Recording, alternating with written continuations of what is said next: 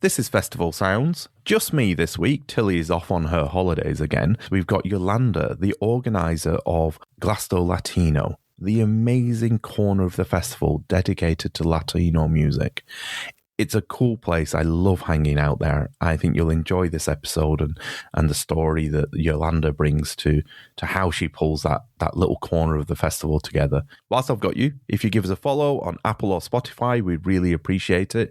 If you enjoy the show, why not give us a 5-star review?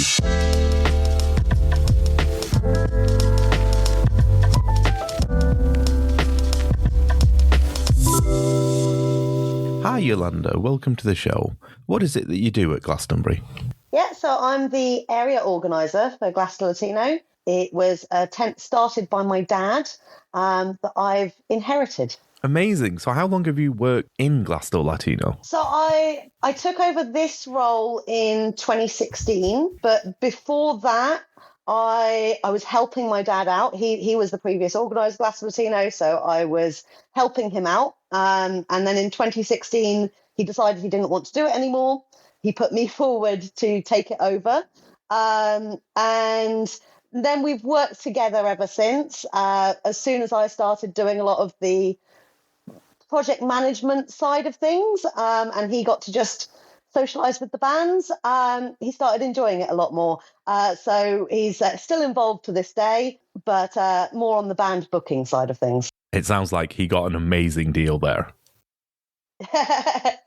Yeah, well, he was the one that started Glasto Latino. So he got into salsa music, DJing, dancing, and he convinced Michael Eavis that there should be more representation of world music at the festival. And so the salsa tent was born, as it was originally, that then turned into Glasto Latino. And it is very different to everything else at the festival. Yes. So we do carnivals. So we do like a little half-hour carnival around the festival, and then we have dance classes throughout the afternoon. And then big international bands from Cuba that normally start just after the main stages close, and a late night Latin party. But yeah, the representation of world music has always been quite important for Glastonbury. And the field that we're now in was the jazz world stage once upon a time. So we're sort of representing world music and world culture. And I've enjoyed that representation late at night as well.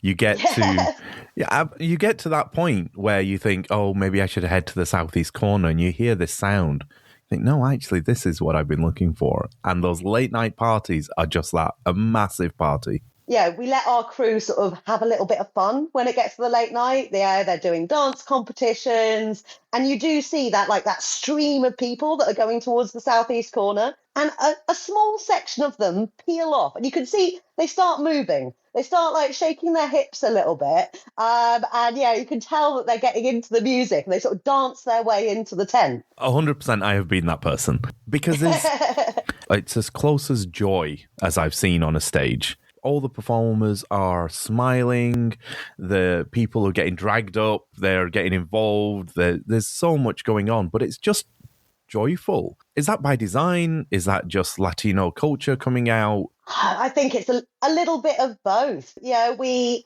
do try to make it very, very open. All of our dance teachers, or we have professional dancers up on stage in the classes, and we purposely pick a very wide variety of people. So we've got some young people, we've got some sort of 16, 18-year-olds that are sort of often their parents are dance teachers and they've been dancing since they were babies, up to people in their 60s, 70s, big, small, doesn't matter, everyone can dance. So we've got that in the crew, and then we try and sort of show that to the audience as well. Sort of show, you don't need to be a certain age, weight, body type, anything like that. Anyone can dance, anyone can have fun doing it. And clearly you haven't seen me, because not everybody can dance. Well, did you come to any of the dance classes? I need to do a class, actually, genuinely. I've seen them taking place, and I need to just roll up my sleeves and get stuck in. Yeah, just get involved. It's all very simple moves. All of the classes are designed for absolute beginners, and they are just there to help people loosen up and have a bit of fun. How do you create that style, that Latino style? What's driving you to kind of pull that magic together, and how does it actually happen? I rely a lot on our teachers. We have some fantastic dance teachers that we work with, and there's the same ones that come back every year, so they really know what Latino is about. They know how to bring that energy, and then we find our guest teachers every year, knowing that that's the type of energy that we're looking for. I send them videos of previous years and sort of say, it's like, this is what we've got. And usually they're super excited to get involved. I can imagine there's quite a long list of people who want to get involved. It's if you take the carnival, for example, I don't think there's a stage that kind of projects the way that Glasto Latino does, taking that carnival around the site. I was at Terminal 1 this year, just looking around the site, and I looked down and there was just a beautiful carnival going through Carhenge. You get all over the site. That wasn't us. Oh, God, I'll cut this. So there is more than one carnival that happens in Glastonbury. It's Glastonbury. There's several carnivals. So our carnivals just go for half an hour out of in the Westholtz field. And the Notting Hill Carnival are the ones that process all throughout the site, and you would have seen coming past Carhenge. And what I was going to say is I thought, this isn't as good as what I saw in the Westholtz stage. Didn't quite get around to that, but it's all that magic that no other festivals do. Or do Glasto Latino, do you show up at other festivals around the country as well? No, we are only Glastonbury. Yeah, it's a special thing for Glastonbury. I'm from Glastonbury. I was born in the town, so I grew up in the festival. My parents have both been working for it since before I was born. Yeah, it was a sort of a natural thing to sort of come up into Glastonbury, and I started working for other events after working on Glastonbury, but I don't do Latino for other events. I do other things. So how old were you when you first went to Glastonbury? I was, February, March, April, May, June. I would be 4 or 5 months old. Wow, a Glasto baby. I'm definitely a Glasto baby. So it's in your DNA. You've grown up with that place. How does that then feel to be organising a part of it? It's brilliant. It feels like I've seen the festival in every different way over the years. As a child, running around theatre and circus and the kids' fields, and taking in all of the performance aspect. That's what I remember most from growing up in the festival. To being a teenager, spending a lot of time in Silver Haze and Southeast Corner, but now it's sort of like, I've been there, I've done that, and now I get to give back. I get to, show people what Glastonbury is to me. And these days, it's just a party in the field. All my friends and family are there. Oh, I can imagine if you've grown up there. Does it give you a unique perspective, having grown up at the festival, in what you put on at Glasto Latino? I think it means that I know the festival environment. I know it very well. And I know what else is on offer. So I know that what we can offer is something completely different. And I know the site like the back of my hand. Going back onto the Glastonbury site is like coming home. Oh, I can imagine. And what goes into creating Glasto Latino? I always think that people underestimate the amount of effort that goes into creating a stage, curating a lineup, and then making it tick when the festival's actually on is your busiest time, I imagine. Yes, and this time of year and the summers are certainly very busy, but I'm working on it all year round. So we start planning for the next year while the festival's still ongoing. We're sort of making notes, being, like, oh, this didn't work quite well this year. We want to improve that for next year. Then we do take a little bit of time off in the summer, but by September, October, we're starting to contact the bands. So band bookings sort of start, before Christmas. By sort of, January, February, March, we're booking all of our crew, all of our volunteers, putting together the build schedules. Today I've got everything from maps orders to getting our lineup in the right format. There's quite a lot of behind the scenes admin that goes on. It must be worth it when you see people's faces.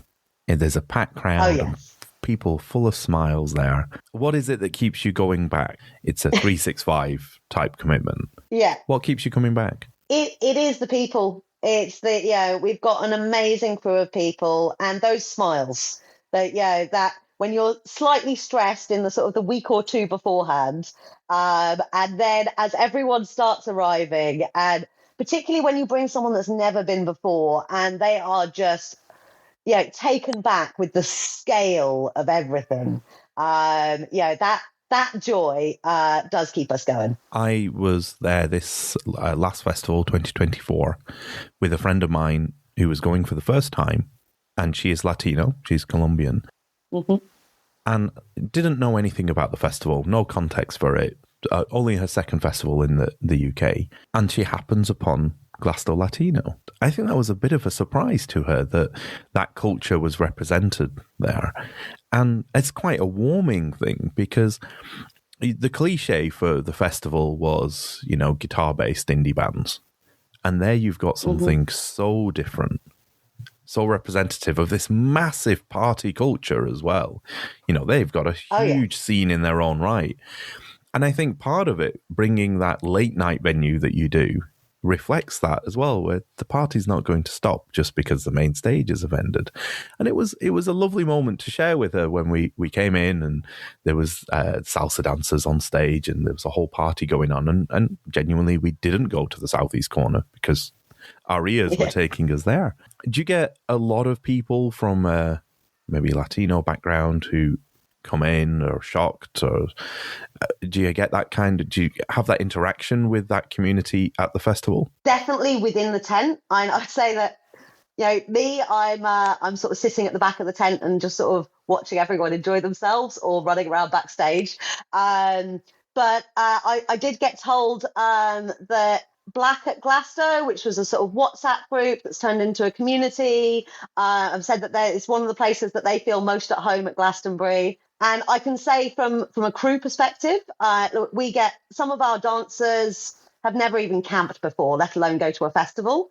They're from, so all of our crew are from all over the world. They are Latino. Yeah, we get a lot of Cuban dancers. And when they come to Glastonbury, they are just amazed. And they're connecting with the UK Latino community.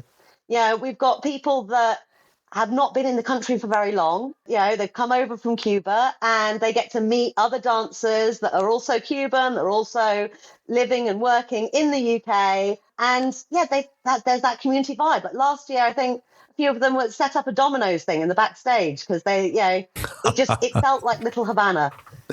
That's incredible that you've got this little subculture turns up in the back of this amazing tent. Oh, wow. All of our signs have to be in English and Spanish because, not everyone on our crew speaks English. So we do make sure to welcome and provide, sort of the information that people need to know to come. It's like for someone that's never been to Glastonbury, that's never camped before, it can be quite scary.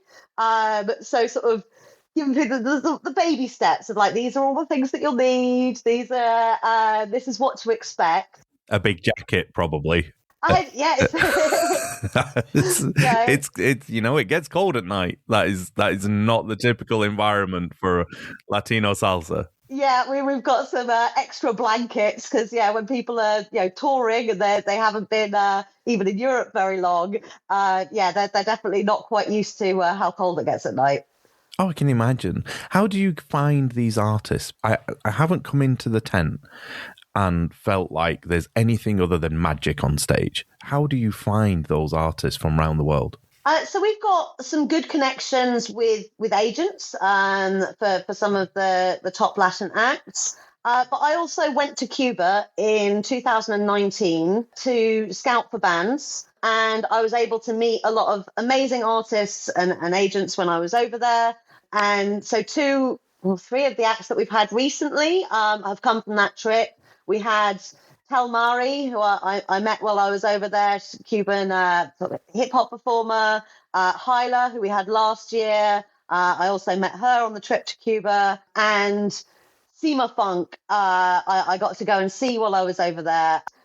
We got him the year before last. We do also have, one of our stage managers lives in Cuba. So we've got good connections to find out about the latest bands that are sort of up and coming.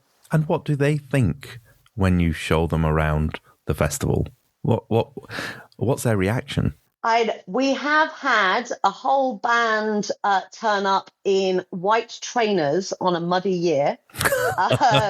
And so they really didn't know what to expect. And we had to, we came with bin bags to wrap bin bags over their trainers and help them get on site. And they are, they're amazed by it. But I think, maybe a little bit overwhelmed by the rest of the festival and quite often stay in the Latino area. Look, if you've shown up with white trainers, you're not going to get very far. I think that about the lads who show up from Manchester in trainers on the bus, and you think, a little shower and you're in trouble here. Well, we're not going to get a muddy year. It'll be fine. I haven't been to a wet festival. I've been going since 2017, and it's been incredible throughout. So long may it continue. Yes, I'm just, touching wood. Does it change for you, a wet festival versus a dry festival? What are the challenges? On a wet year, everything's a lot harder. So, even during the builds, you've got to be really careful about any vehicle movements.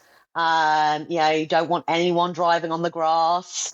There's always the call for more wood chip if you've got any wet patches. But everyone on site is looking for more wood chip, so that can be difficult to come by. Like as an attendee, it makes getting anywhere really difficult. Your radius of where you can explore sort of goes a lot smaller because it takes a lot longer to get places. You need extra staff in case you need to be pushing people out of the mud, or you need to have the contingency plans in place in case somebody's tent's leaking, or having the welfare available for people that aren't prepared. It's also getting the communication out to the crew so that they are prepared. So giving them, make sure to bring wellies, make sure to bring all of your waterproofs. So you occupy a covered tent, and it's an indoor venue. Yes. And it also has an amazing cocktail van, so it's, once you're in there, if it's raining, you've got everything you need, surely. Why would you leave? Do you find it's busier than on a dry year? I think that it's a little mix. Yes, it is a space to shelter if it's raining, and we do get people sheltering from the rain in there. But we also get people sheltering from the sun in there on a hot year. It's got a nice shady space to sit and drink a cocktail next to the dance floor. Honestly, I cannot rave enough about that cocktail van. It's incredible. Oh, they're brilliant. And we work really well with them because they're also in the sparkly outfits, the same as our stage dancers. They're a really lovely company that we've been working with for years. And now we've got the face paint tent in the tent as well. There's the pineapple. The tropical TARDIS is a giant pineapple that you climb inside and come out looking beautiful because it's filled with face painters. I haven't been in the face painting pineapple. Tell me more. Maybe that's something to check out this year. Oh, come out all glittery. You were probably on the left-hand side of the tent with the bar. If you go on the other side of the stage to the bar, you'll find a giant pineapple. So the pineapple's about 3 meters tall. It actually came out, it was a pre-lockdown dream. Me and a friend of mine who was a face painter, she was working for Latino that year, and she said, "Oh, this is amazing. You're in the spot that we used to face paint." So when we took over that area, there used to be a face painting stall there because it was a markets area.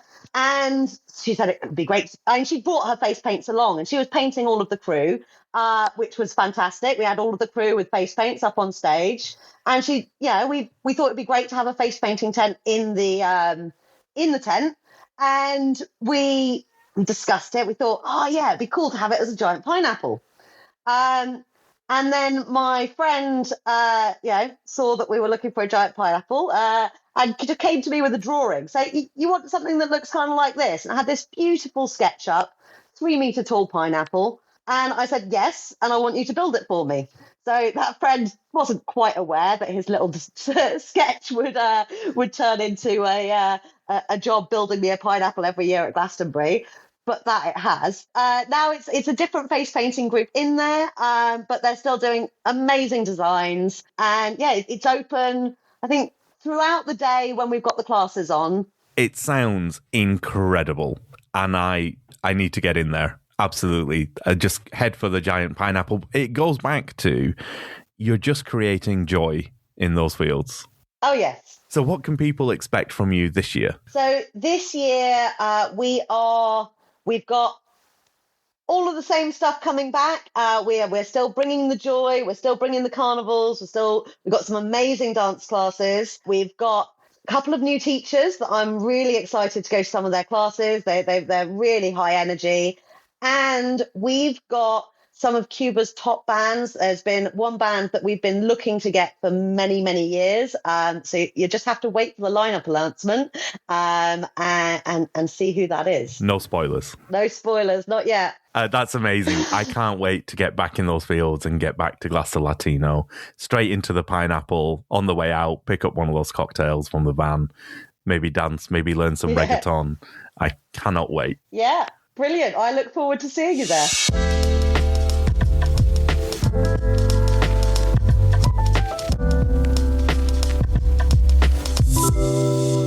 Thank you for listening. I hope you enjoyed the chat. Please give us a follow on Apple or Spotify.